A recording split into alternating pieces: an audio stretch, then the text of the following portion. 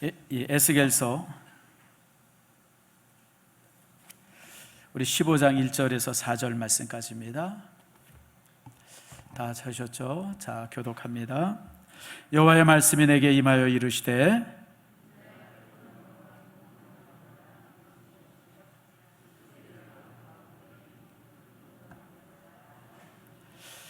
그 나무를 가지고 무엇을 제조할 수 있겠느냐? 그것으로 무슨 그릇을 걸 못을 만들 수 있겠느냐?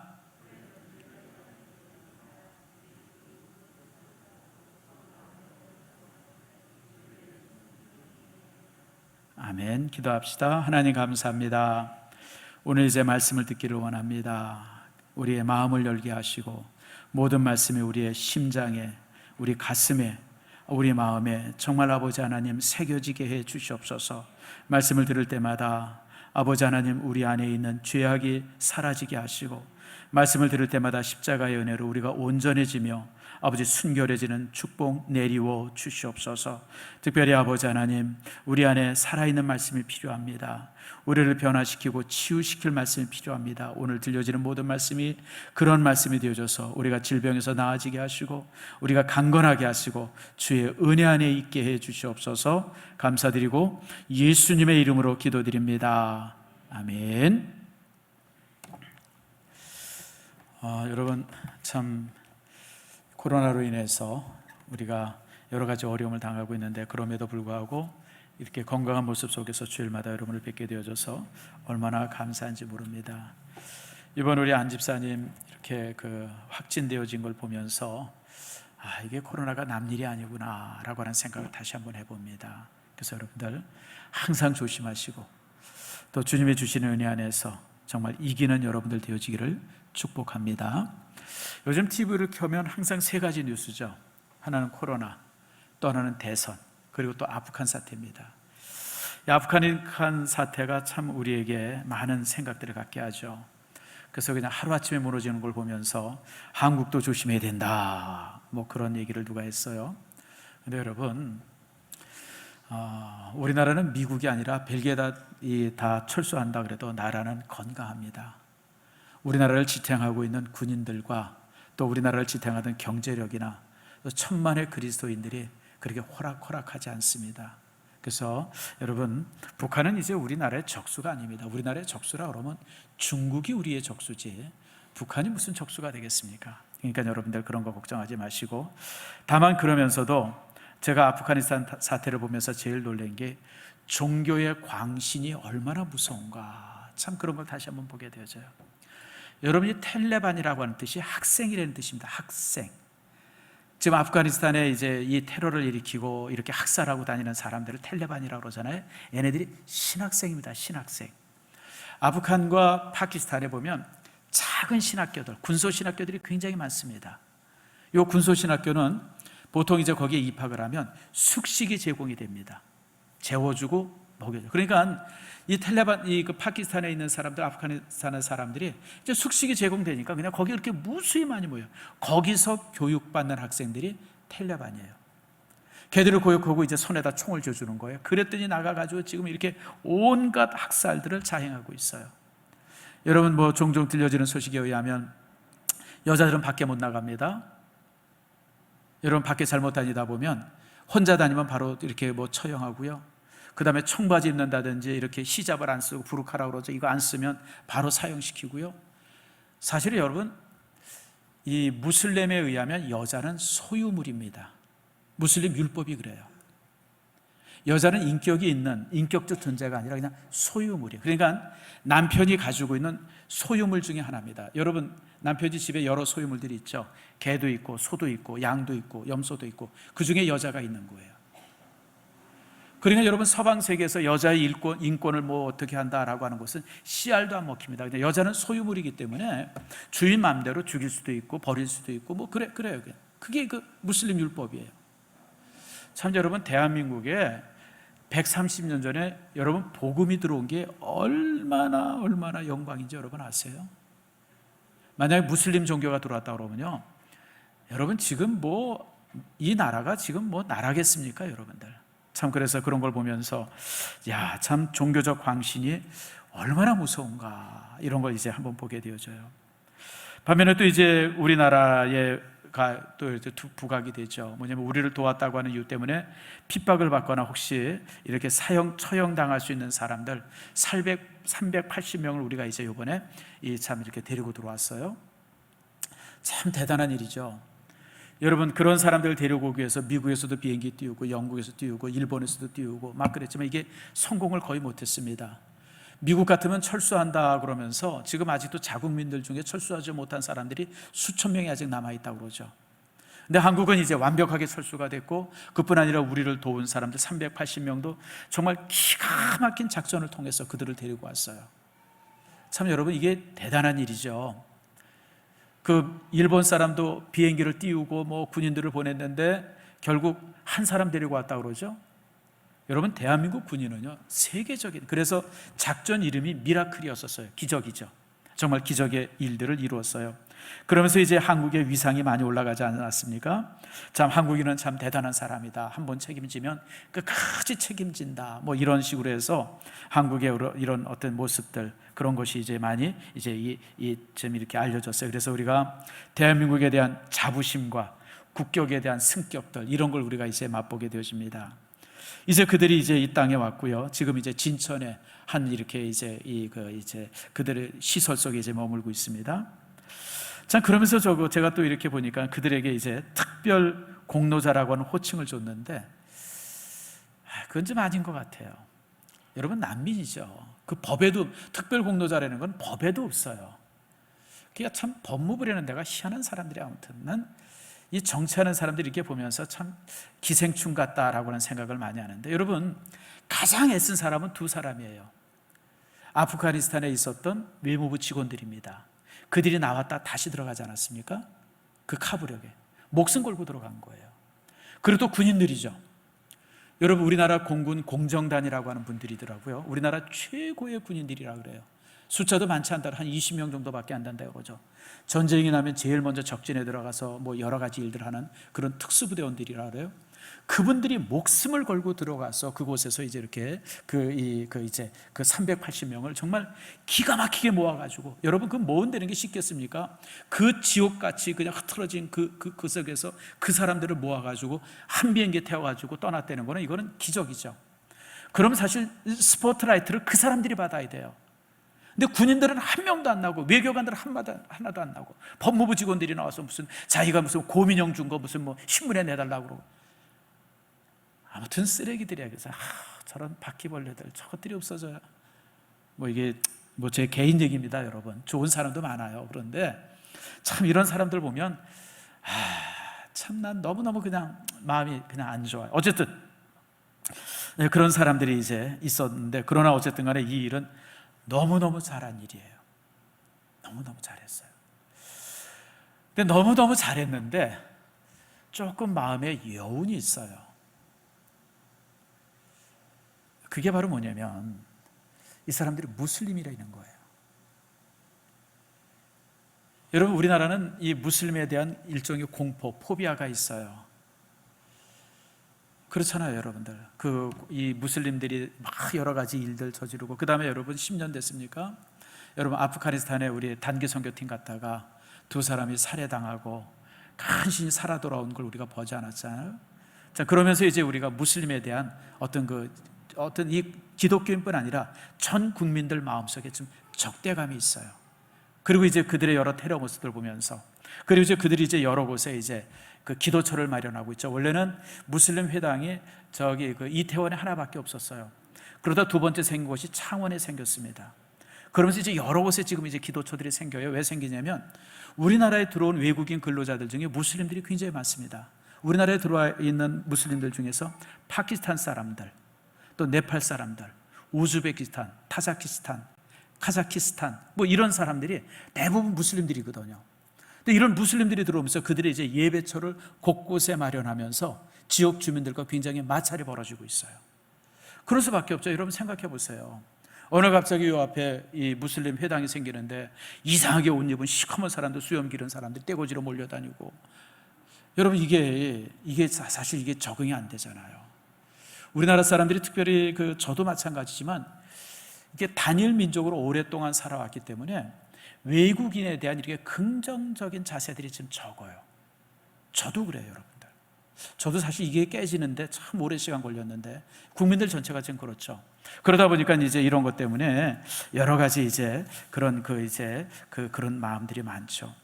사실 우리나라는요, 단일 민족은 아닙니다. 여러분 잘 아는 것처럼. 우리나라는 사실은 여러 민족들이 합해졌어요. 잘 아는 것처럼 여러분들 고구려가 누가 세웠습니까? 부여의 난민이 세운 게 고구려잖아요.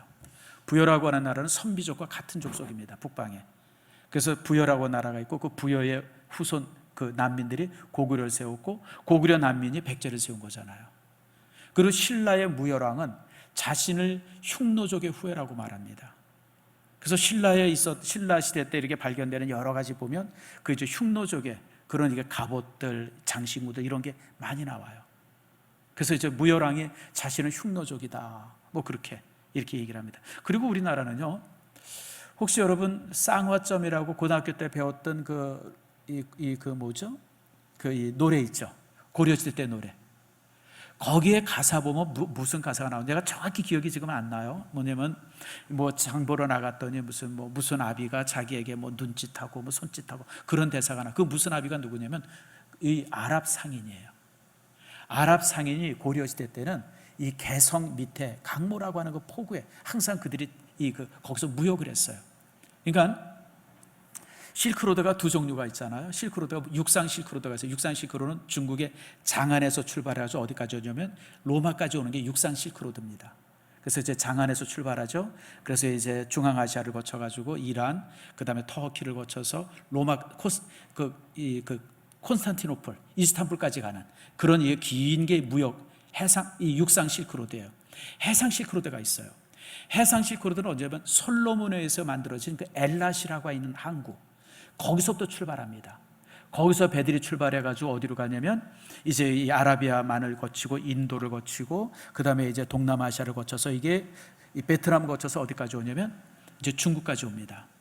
중국까지 와서 이 중국으로 와서 일본도 가고 이 개성까지 가고 중국에서. 그래서 이게 이제 해상 실크로드입니다. 근데 그 해상 실크로드의 제일 끝 지점이 개성이에요, 개성. 신라 시대 때는 이제 어디 경주였었고요. 그래서 이제 이게 해상 실크로드인데, 그래서 이제 그때도 우리 외국인들이 참 많이 왔습니다. 그리고 여러분, 우리나라 조선시대나 이런 데 보면 가장 천대받은 사람들이 백정이었었잖아요. 이제 고기 파는 사람들. 왜 그런지 아세요? 단순히 고기 팔아서가 아니라 그 사람들이 외국인들이었었어요. 중앙아시아 사람들이었습니다. 우리는 농경 문화가 있기 때문에 무슨 뭐 이렇게 도살한다든지 이런 게 익숙하지 않아요. 근데 이 중앙아시아 사람들은 도살하는 걸 잘하잖아요. 양 죽이고 소 죽이고 이런 걸 잘합니다. 그래서 그 사람들이 우리나라에 와서 정착을 했는데 뭐로 정착을 했냐면 백정을 했어요. 그래서 고기 파는 사람들, 푸주간을 했어요. 그래서 사실 이제 그 사람들을 이렇게 우리나라 사람들이 좀 천민으로 치고 막 그러고 그랬던 이유가 그들이 외국인이었기 때문에 그래요. 이제 중앙아시아 사람들이기 때문에. 그래서 사실은 우리나라 사람들이 이렇게 외국인들이 굉장히 많이 들어오고 섞여 살고 막 그랬던 민족인데 조선 시대가 되면서 이제 일종의 이제 쇄국이 됐어요. 딱 맞고 그러면서 이제 뭐 종가 이제 외국인에 대한 이런 어떤 그 거부감들이 좀 있었던 거예요. 사실 저도 이제 이분들이 들어오면서 나름대로 이제 잘했다 생각을 하면서 무슬림인데 라고 하는 그런 걱정도 생겨요. 그리고 사실은 좀 마음에 무슨 생각이냐면 지금 이제 아프가니스탄에 지하교인 성도들이 굉장히 많습니다. 아프가니스탄 사람인데 예수 믿는 사람들이 많아요. 그 사람들을 데려왔으면 더 좋았는데 참 그런 생각을 해요. 그래서 여러분 참 그런 모습 속에서 참 이렇게 여러 생각이 있더라고요. 근데 그런 생각을 갖다가 사실 제가 이 에스겔서를 읽다가 이 말씀을 보게 되어졌어요. 자, 뭐냐면 2절입니다. 자, 우리 본문 말씀 2절 한번 봅시다.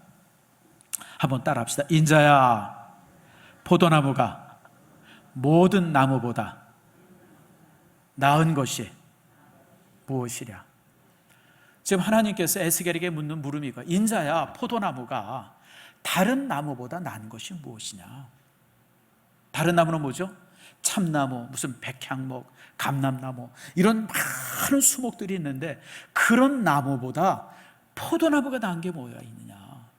포도나무가 뭐가 쓸모가 있냐? 사실 여러분, 포도나무는 나무가 아닙니다. 포도나무는 덩쿨입니다. 덩쿨. 나이테도 없고요, 덩쿨처럼 자라지 않습니까? 그러니까 이 포도나무는 제목으로도 쓸 수 없고, 포도나무로서 조각모로도 쓸 수 없고, 그리고 또 화목으로도 여러분 온전하지 않아요. 여러분, 나무라는 것이 집어넣으면 오래 타야 되는데 포도나무는 그냥 건포처럼 후루룩 타고 없어지잖아요.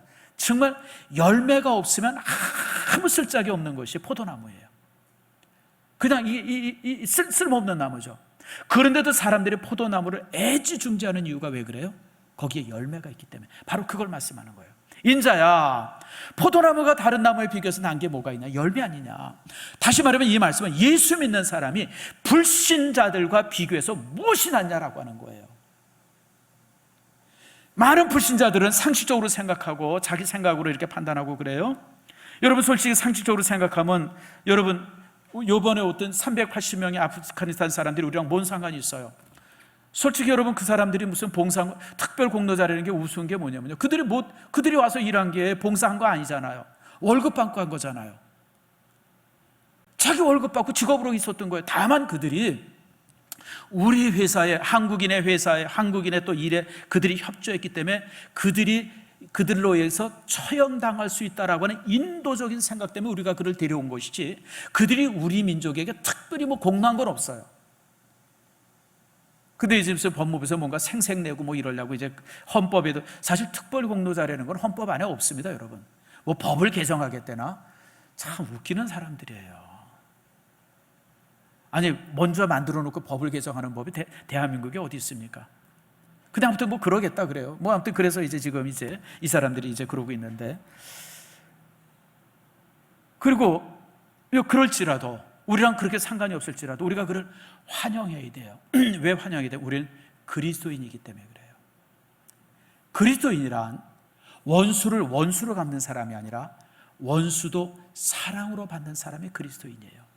비록 그들이 무슬림이고 우리 종족과 아무 상관없는 그 아프가니스탄 사람이고, 그리고 우리 여기 왔다고 해서 우리 민족에 무슨 도움될 만한 것이 전혀 없음에도 불구하고 우리가 그들을 난민으로서 국가를 이루는 사람에서, 그리고 정말 그런 사람으로서 그들이 이 땅에 왔을 때 우리가 그들을 환영하고 받아주고 품어줘야 하는 이유는 우리가 그리스도인이기 때문에 그래요. 사실 그렇기 때문에 이번 우리 GMS 안에서 회의가 모였어요. 이 난민들을 어떻게 해야 되느냐, 비록 무슬림이지만 우리가 어떻게 그들을 환영해야 되느냐. 그래서 이렇게 회의를 했는데 결론은 이겁니다. 모든 교단들이 그들을 돕고 그들을 품에 안아주는데, 이것이 이 창구를 단일화해야 된다. 그냥 뭐 합동 측 우리 장로교회 가서 돕고 통합 측에 가서 돕고 순복음교회에서 돕고 뭐 막 중구난방하면 이게 너무 우스워지잖아요.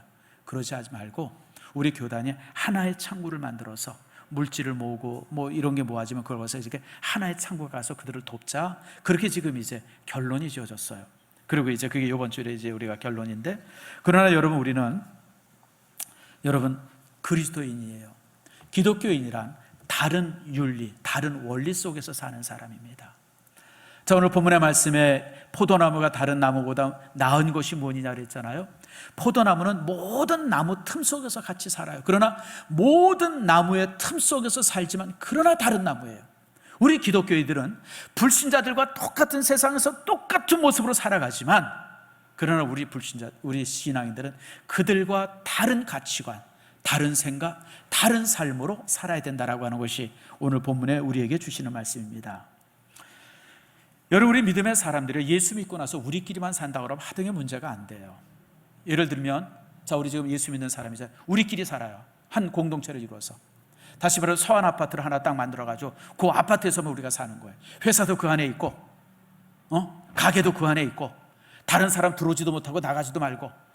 여러분, 그러고 산다 그러면 여러분, 우리의 삶에 걱정거리나 문제거리나 그렇게 있을 수가 없죠, 여러분. 물론 보면 사람들 중에 개중에 좀 이상한 사람도 있을 수 있습니다만은, 여러분, 믿음의 사람들끼리만 살면 심각한 문제가 없어요. 실제 그래서 유럽에서는요, 그런 공동체들이 많습니다. 예를 들면 모라비안 공동체 같은데요. 그 모라비안 공동체라고 하는 곳은 그 사람들이 자기들끼리만 살아요. 자기들끼리만. 지금 미국에도 지금 그런 공동체들이 곳곳 있어요. 혹시 미국 여행 가신 분들 중에서 그 이슈나라든가 그들의 공동체들이 있습니다. 지금도 그 사람들은 전기를 안 들여요. 전기 없어요. 자동차도 그 공동체 속에 못 들어와요. 새카만 양복 입고 자기들끼리만 살아요. 교육도 자기끼리만 해요. 그 일반 교육 이런 데 가서 교육받지 않습니다. 그러니까 그렇게 다 공동체가 돼서 살면요, 그 속에 문제가 있을 수 없어요. 살인이 있을 수 없어요. 무슨 뭐 강도도 있을 수 없고요. 도둑질이 있을 수가 없어요. 다 같이 함께 사니까. 근데 문제는 뭐냐면 우리가 세상 속에 나가서 살아요. 그리고 세상 속에서 나가서 살 때 우리 믿음의 사람들은 항상 소수예요. 불신자들의 숫자가 더 많잖아요. 그러다 보면 그 속에 나가서 살면서 우리 믿는 사람들이 참 이게 힘들어요. 예수 믿는다고 하는 것을 표시를 내면 이게 묘하게 사람들이 이상하게 취급을 해요. 불신자들이 우리를 취급하는 취급의 방법이 뭡니까? 두 가지죠. 광신자 아니면 무식하다고. 예수 믿는 사람 무식하다 그래요.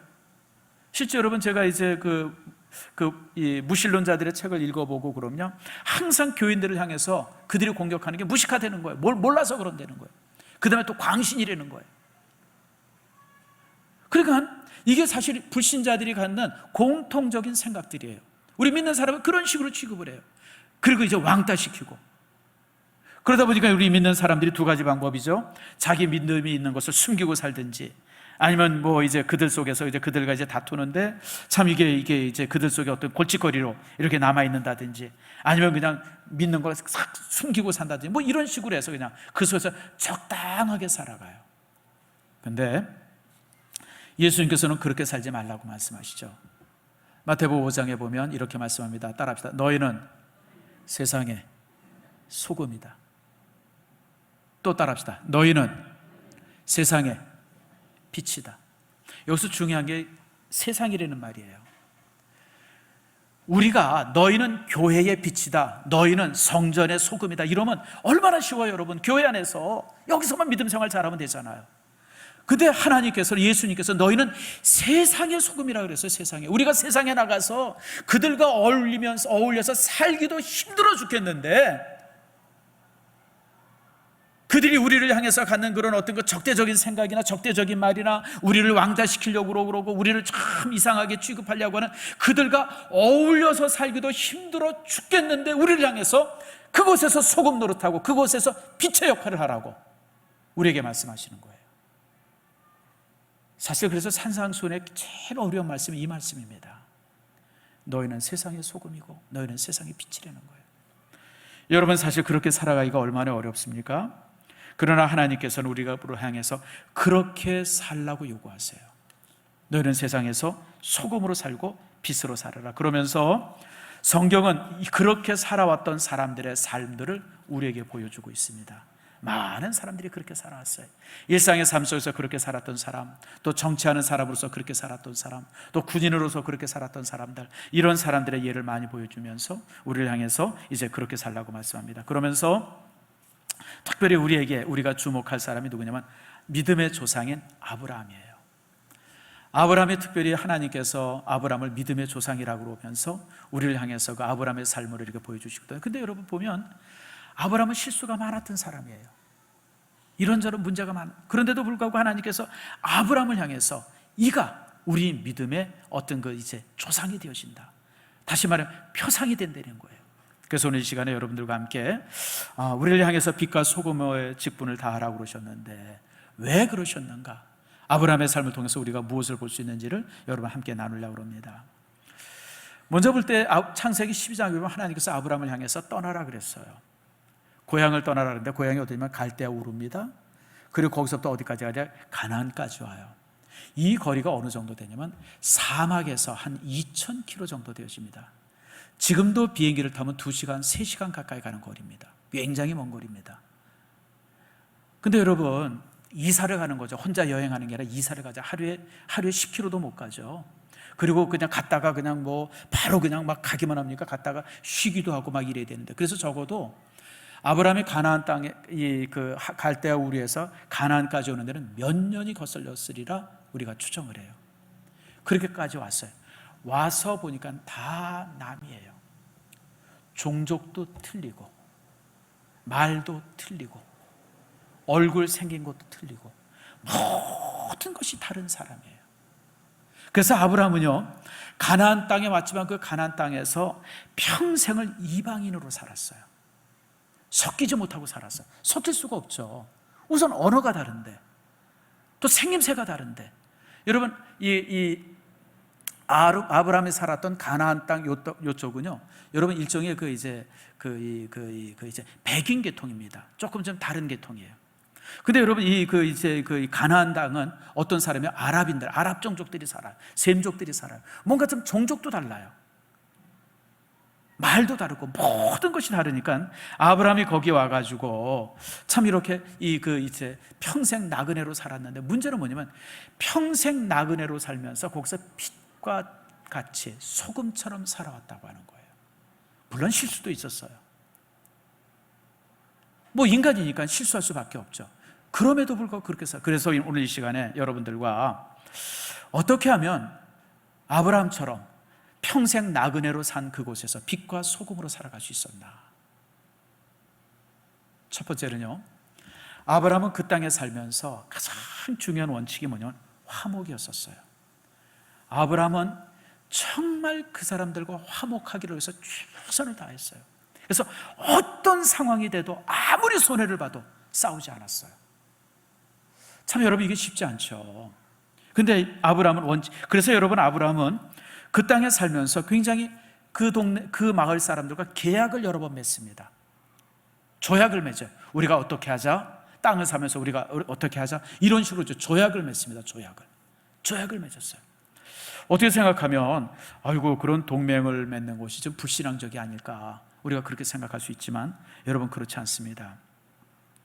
성경은 할 수만 있거들랑 너희는 모든 사람들과 화평하라고 말씀하세요. 우리 믿는 사람들끼리만 잘 지내는 거는 여러분, 그건 좋은 거 아니에요. 우리가 항상 불신자들과도 잘 지내야 돼요. 내 옆에 예수 믿지 않는 사람들과 잘 지내야 됩니다. 오늘 아브라함이 그렇게 살았어요. 아브라함은 주변의 사람들과 항상 화목했어요.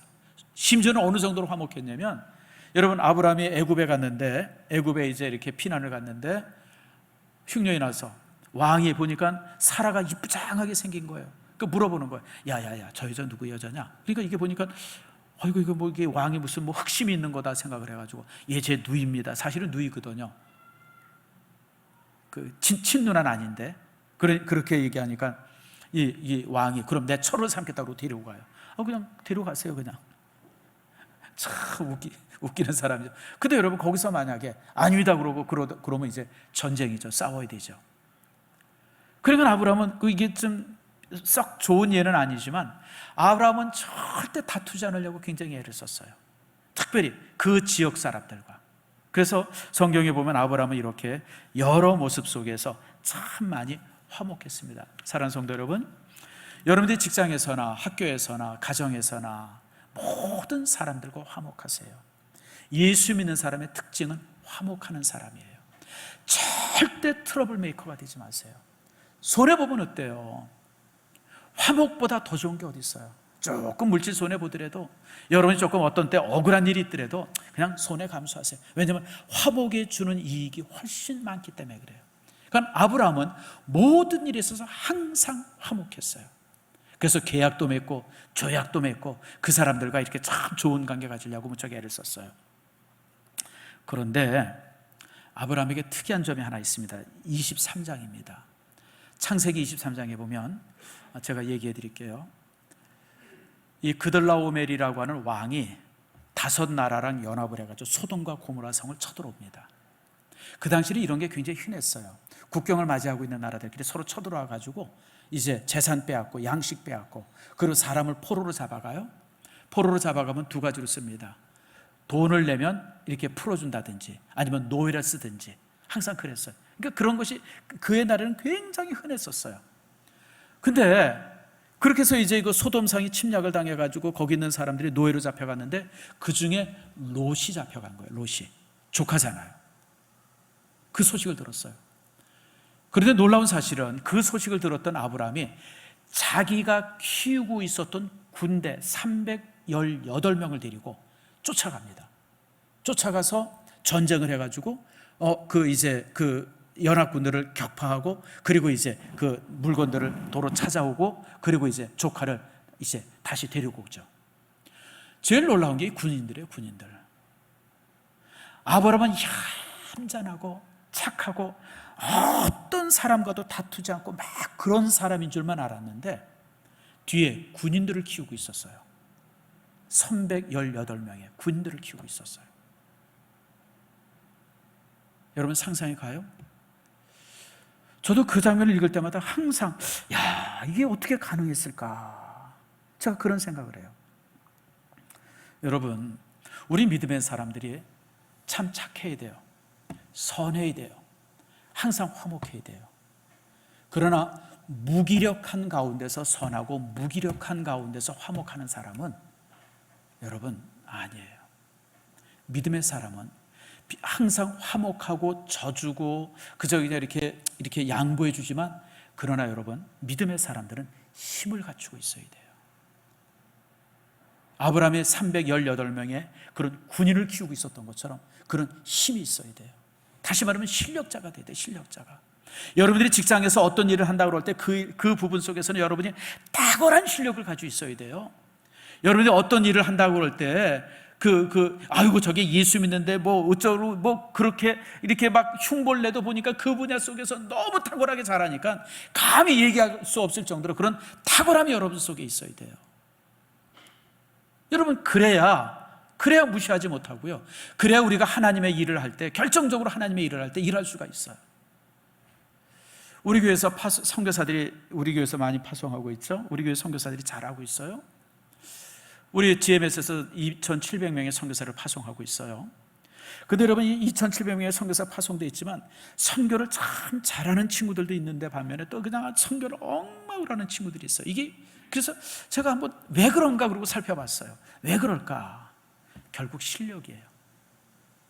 실력 있는 사람들이 나가면 항상 큰일을 해요. 근데 실력이 뭐가 실력이냐면요, 보통 세 가지 실력입니다. 제가 항상 그래서 이제 훈련을 나가는 청년들에게, 선교사들에게 제가 이 교육할 때 되면 항상 이 세 가지 실력을 갖추라 그래요.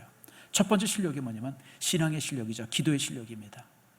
당연하죠. 이거는 뭐 선교사로 나간다고 그러면 이 첫 번째 이 조건은 대부분 갖추고 있어요. 믿음의 실력이에요. 중요한 게 두 번째 실력이에요. 두 번째 실력이 뭐냐? 언어입니다. 언어의 실력이 있어야 돼요. 적어도 선교제 나가면 첫 번째 텀이 한 6년 정도 되는데 그 6년 동안은 사역을 하는 게 아니라 이 언어 공부하는 데 최선을 다해야 돼요. 네이티브하게는 할 수는 없지만, 그 사람들과 똑같이는 할 수 없지만 적어도 설교하고 그들과 교제하고 그들을 훈련하고 교육하고 이런 데 있어서는 충분히 할 수 있을 정도로 언어 교육이 돼야 돼요. 근데 어떤 사람들은 그냥 거기서 5년 10년 있으면서도 불구하고 항상 통역을 데리고 있는 사람들이 있어요. 그런 사람들은 성경 못합니다. 언어의 실력이 있어야 돼요. 탁월한 언어 실력이 있어요. 그리고 세 번째 실력이 있어요. 이 세 번째 실력은 물질의 실력이에요. 펀드레이징 하는 거예요. 펀드레이징이 실력이에요. 여러분, 우리 김철구 선교사가 우리 이제 장로님들 가서 보셔서 알겠지만 센터를 크게 마련했어요. 그게 기도했다고 떨어졌을까요? 아니요, 여러분. 김철구 선교사가 잘하는 것 중에 하나가 펀드레이징이에요. 저가 한국에 나오면 주변에 가까운 사람, 아는 사람들로 하여금 헌금할 수 있는 기회들을 많이 줘요. 우리 교회도 헌금을 많이 했죠. 그래서 거기에 땅 사는데 한 번 땅 살 때마다 뭐 몇 억씩 들어가는데 그런 것을 살 수 있는, 그게 실력이에요. 그거 실력. 그러니까 여러분, 하나님의 일도 실력 있는 사람이 잘해요. 여러분들, 실력 없는 사람들은 하나님의 일도 못합니다. 그래서 여러분들이 무엇을 하든지 간에 이런 실력을 키워야 돼요. 직장에서, 사업에서 실력자라고 인정이 돼야 됩니다. 여러분, 위기가 다가오고 어떤 문제가 생기는데 실력이 없어서 철철매면 여러분들 정말 뭘 하겠어요? 무기력한 사람이 되죠. 그러나 위기가 오고 힘들고 막 이러고 그럴 때도 여러분들이 정말 감춰진 실력이 있어서 그런 실력 가지고 그런 일들을 하나하나 타개해 나갈 때 얼마나 여러분들 하나님의 큰 영광이 되어줄 수 있습니까? 바로 아브라함은 그런 사람이었었어요. 정말 몰랐는데, 여러분, 우리가 창세기 12장부터 23장 전까지 읽어보면 아브라함이 군인을 데리고 있다고 하는 얘기가 한마디도 없어요. 또 23장 지나서부터 아브라함이 죽을 때까지 또 군인 얘기가 한마디도 없어요. 그런데도 불구하고 아브라함은 318명의 특공대를 데리고 있었던 거예요. 여러분, 자신의 실력을 키우기 위해서 애쓰세요. 자신의 실력을 키우기 위해서. 저는 목사로서 제가 제일 듣기 싫은 말 중에 하나가 두 가지예요. 예수 믿는 사람은 맹신한다, 광신자다. 예수 믿는 사람은 무식하다. 저는 이 말이 너무너무 듣기 싫었어요. 저는 그래서 개인적으로 이런 두 말 듣지 않으려고 제가 되게 애를 씁니다. 그건 여러분들이 더 잘 알아요. 그래서 저는 나름대로 참 이런저런 공부를 많이 해요. 그래서 제가 항상 목회를 하면서 갖는 제 목표가 뭐냐면, 어떤 사람이든지 누구와 얘기하든지 그 사람들과 10분 이상 대화할 수 있는 그런 실력을 갖추자. 이게 제 목표, 신앙의 어떤 그 목표 중에 하나예요. 그러니까 저는 다양한 책들을 봐요.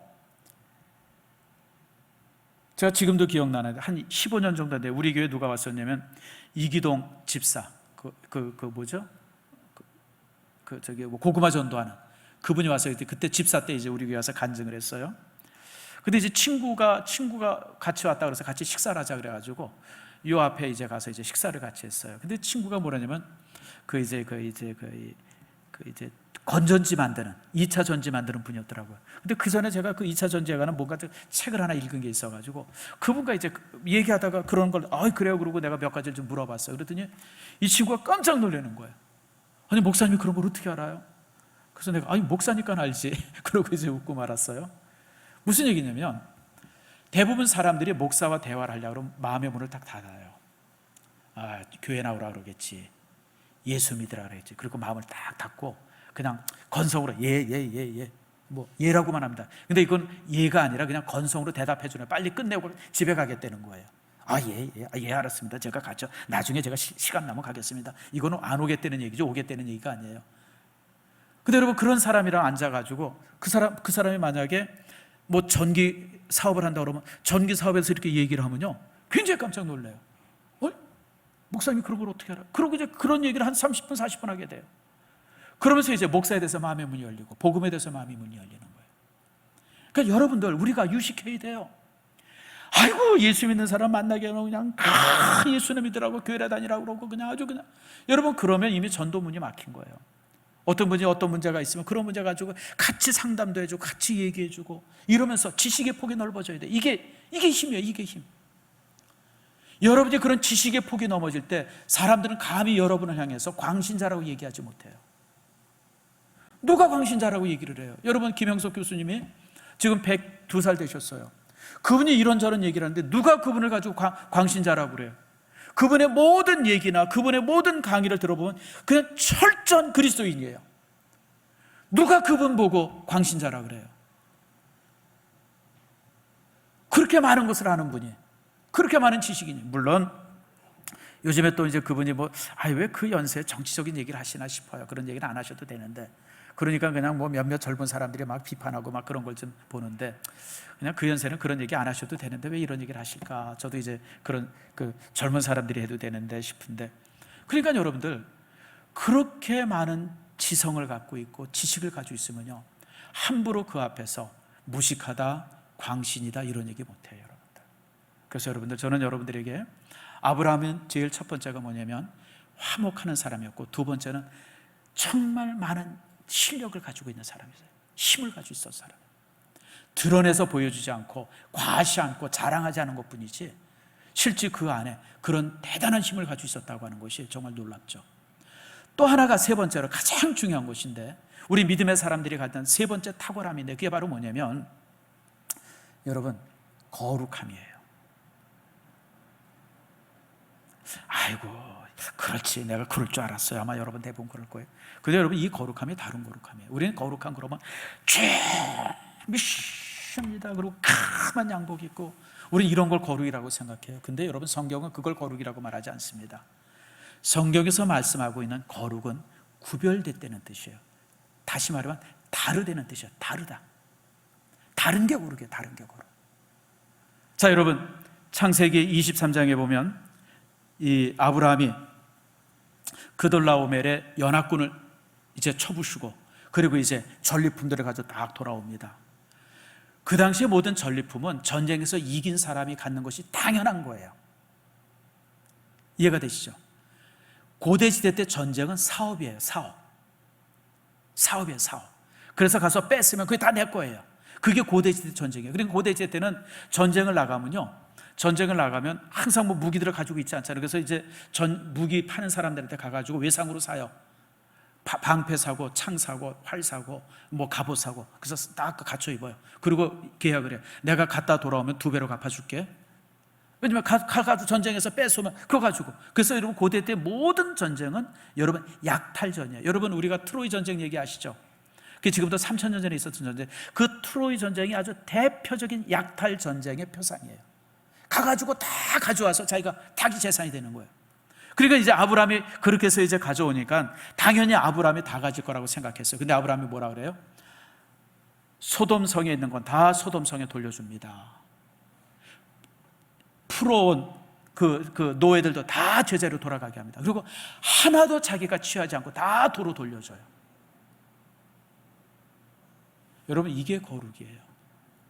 다른 가치관 속에서 살아가는 거예요. 다른 가치관.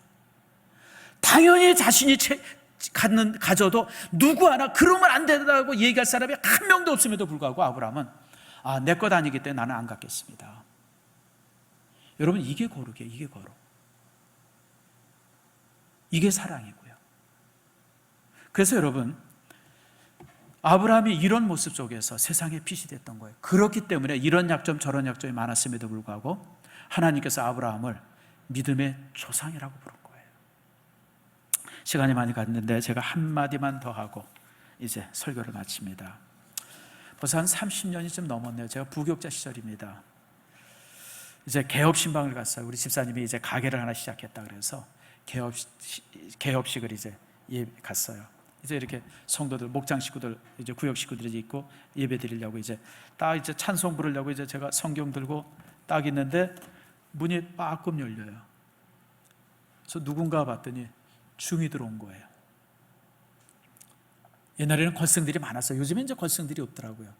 그래서 이제 이렇게 목탁을 두드리면서 뭐 이제 이렇게 마하 바라 밀다 뭐 그러면서 이제 이렇게 연보를 하면서 이제 시주를 받았어요. 야, 그 상황이 너무너무 이상하더라고요. 예배를 막 드리려고 그러는데 들어오니까 자 여러분 이거 어떻게 해야 돼요? 그래서 예배를 드리려고 그러다가 잠깐 멈추고 있는데 그 주인 집사님이 쭉 나가더니 그냥 꽉 밀쳐내고 문을 꽉 닫으면서 우리 교회 닫아요! 문을 꽉 닫았어요.